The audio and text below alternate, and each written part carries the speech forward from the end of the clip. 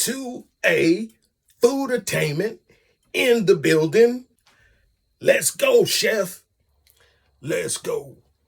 If you know the song, sing along. Hit it. It's the Carolina Liners. I'm not worrying about no high gas prices. I'm a country nigga. Now let's go get these groceries. Let's go, chef. All right, to get some good country cooking, some good old soul food, you first got to start with a good old country store. You don't get no countrier than this, all right? Let's go, chef. All right, we got our groceries here, getting ready to put them in the trunk, man. Let me show you what's in my trunk. A country man gonna always have some type of work boots, man. Whether it's boots or some old dirty shoes. And some booster cables, man. Never know when you will need a boost or somebody else will need one. Nice pair of sneakers. As a country boy, you gotta know how to get fresh after you get dirty. Classics right there. And Alf. Some of y'all don't know nothing about Alf. Let's go, chef. What's up, everybody? Chef Anthony Albritton here, the Carolina cook, cooking, tasting, and eating the Carolinas. Down south, people mostly do a lot of hunting, you know, and almost everything is fair game. I bought it a couple days ago and was thinking for a couple days of how I want to cook it up, what I want to do with it. In this episode, I will be cooking up some Rabbit stroganoff with fresh steamed broccoli.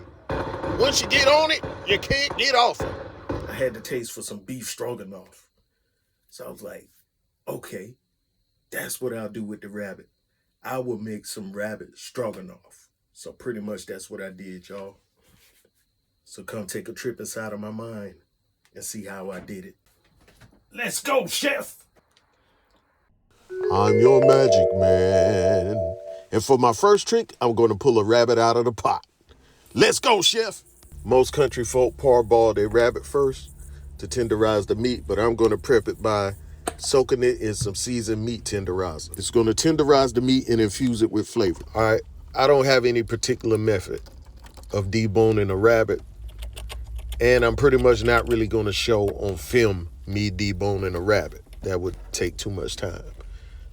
So what I'm going to do is pretty much debone the rabbit, you know, remove the ribs, the spine, the leg bones, and all of that, you know. Then I'm going to cut it up into pieces. I'm just about done breaking this rabbit down, y'all. I just want to stop in the middle of it and show y'all something. I just got to get the meat off of these thighs. You know, I got everything else. But this is like the back portion of the rabbit, like by the hind legs. They got like 2 scent glands back there that's like kind of musky. You don't want that. So I'm not even messing with that because it'll ruin your whole pot. It'll give you that strong gamey taste that you don't want in your dish. All right, y'all, that's pretty much it right there. That's pretty much it right there. Got my rabbit deboned, cut up. You can use these leftover bones to make a good soup or broth or whatever you want to do with that. But this is what I'm going to be making my stroganoff with right here. My stroganoff with right here. The rabbit smelling really good from soaking in that seasoned meat tenderizer. But I'm going to go ahead and get it seasoned up. And, you know, start pan searing it. All right, so I got some chicken rub seasoning here that I'm going to put on the rabbit. Since it tastes similar to chicken, I may as well season it like chicken. I'm going to put a generous amount on there since this is where most of the flavor for this dish will be coming from. Then I'm going to hit it with a little more of that seasoned meat tenderizer. And a little black pepper. Then I'm just going to work that around in there. All right, you got to make sure that you season that rabbit real good. Let's go, chef. I'm gonna go ahead and let this rabbit tenderize and marinate. Got me some butter going.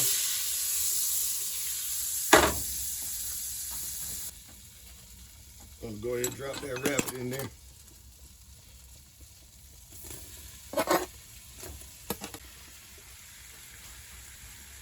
Just let it cook on one side and crisp up a little bit, sear up a little bit for a few minutes. Then I'll give it a stir, let it do the same thing on the other side. Between 2 to 5 minutes on each side. Now, in this process of searing the rabbit, it's going to almost cook all the way through. But I'm going to get that nice sear on the bottom. And once that's achieved, I'm going to go ahead and move it around, flip them over, and get the same result on the other side. Release these flavors from the rabbit meat, get a good sear going. Now, once I get a nice sear on both sides of this rabbit, what I'm going to do is remove them from the pan, transfer them to a bowl. At this point, the meat has already cooked through because I didn't really cut them into thick pieces. I cut them thin enough where they can cook real nicely and tenderize real nicely in the cooking process. See, this right here is the niceness that I spoke of. Just niceness. All right, y'all, that rabbit left a lot of goodness behind in this pan that I want to use. So what I'm going to do is just go ahead and use the same pan, add some butter in it, and then I'm going to add some chopped onions and some mushrooms. Now, the goal here is to saute the mushrooms and the onions together until they both reduce in size, until the onions caramelize a little bit and become a little translucent and tender and release their aromas, and until the mushrooms release a lot of its liquid, a majority of the liquid, because mushrooms are a large percentage of water. We want those to reduce in size and saute down until they're a dark color, okay? Cooking is a large majority of observational skills. So you'll know when the mushrooms where they need to be once you see them shrink up and darken, okay? You will know you're in the ballpark. You will know you're going down the right avenue, okay? I use brown mushrooms. You can use brown or white or whatever type of mushrooms you feel will work for you, okay? Okay, y'all, now that I got my mushrooms and onions where I want them to be, I'm going to go ahead and add some minced garlic. Then I'm going to saute that garlic around in there for a few seconds, maybe about 30, until the garlic releases its aromas. All right, now I'm going to sprinkle a little flour in this mixture. And I'm going to just stir the flour around until it's nice and cooked. You don't want the flour to be raw in your food. You want to make sure it's cooked. So I'm going to saute that flour around in there until it forms a nice brown base for my roux. Once your flour is cooked down, you want to go ahead and add some beef broth.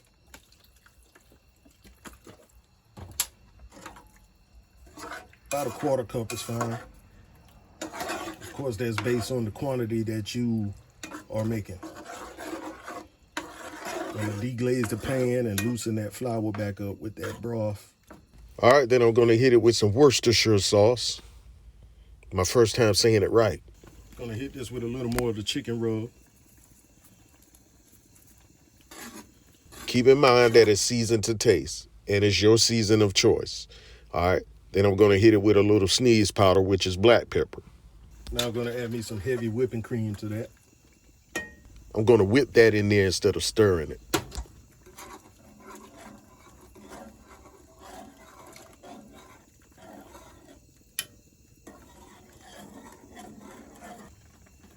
All right, now we're going to add a little Dijon mustard.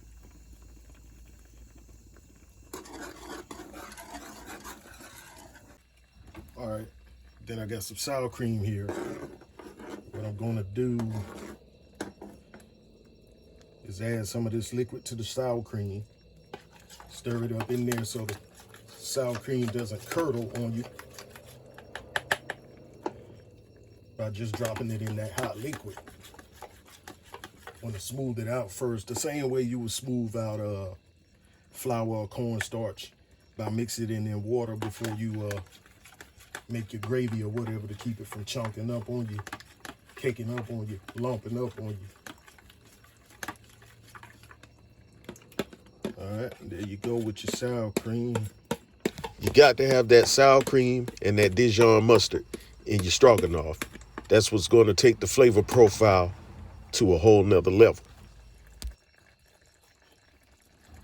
All right, now let's go ahead and add our rabbit back to the mix.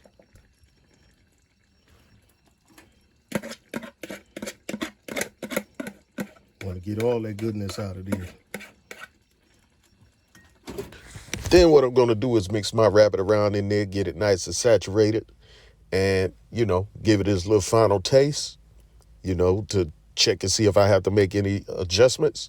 Then I'm going to close the casket on it, which is put the top on the pot, and I'm going to let it just cook on a low simmer for 20, 25, 30 minutes. Checking on it periodically to see if I have to add any liquids. And I'm also going to be checking the progress of the tenderness of the rabbit, because you want your rabbit nice and tender.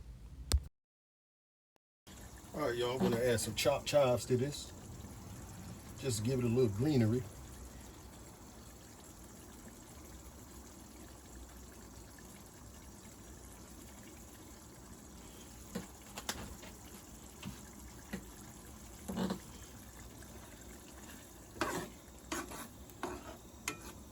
And I've let it pretty much cook until the sauce reduced a little bit. Of course, I added more liquid in the process. Now what we're gonna do is add our noodles. This is a batch of egg noodles that I whipped up and had them drained and reserved on the side.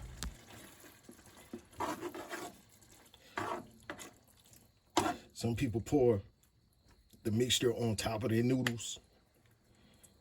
Nah, not around here, man. Not around here. Culinary school teaches the same thing, to make your spaghetti or whatever, and then just pour them on some noodles. Nah, we want those noodles off in there. Let's get those noodles off in there. I had my noodles sitting up a little too long, so they got a little sticky, but that's all right. They start back separating once you stir them around in this liquid. And when you cook your noodles perfectly, you don't have to worry about them crumbling up or breaking apart, breaking up and disintegrating when you stir them into the stroganoff. So you got to cook your noodles perfectly to the right consistency. Do not overcook them. And that's it, y'all. Everything's done. Got myself some nice steamed broccoli here on the side. And you got that rabbit stroganoff. Sometimes, y'all, I think outside of the box, and this is the type of stuff that I come up with. Okay, y'all, now I'm going to try it. So let me fix me a plate here. All right, we got some nice, creamy, moist rabbit stroganoff. Okay. I'm going to top it off with some chives. A nice little garnish of chives there. Then I'm going to go ahead and drop that fresh garlic on there. I mean, not garlic, fresh broccoli. My mind's still on garlic, y'all. And we're going to go ahead and sprinkle that broccoli with some salt. Yeah. Let's clean this plate off for presentation.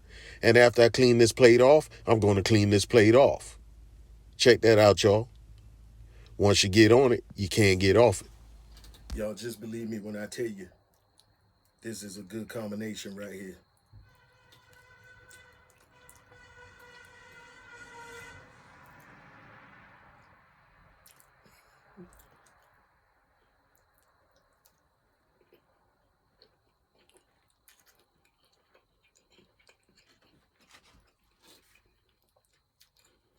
Oh, and this steamed broccoli is so fresh.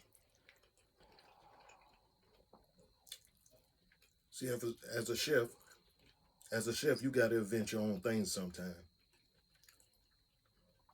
And now it's one of them times. Thank y'all for watching. Like, comment, share the love, and subscribe. Get me into the rhythm of the algorithm. And y'all just remember, some days it's easy, some days it's hard, some days you see results, some days you don't. And no matter how hard it gets, don't ever let nobody else make it hard for you. Don't let nobody else make it hard for you. You know, people try to throw blocks and throw shade and do what they do and try to make it hard for you. Don't ever let that happen, because it's already hard enough trying to make it. It's already hard enough trying to create and do. Don't ever let nobody else make it hard for you. You make it hard for them to make it hard for you. Liketh, shareth thou the love, and subscribeth unto my channel, and smiteth that notification button. Thank you.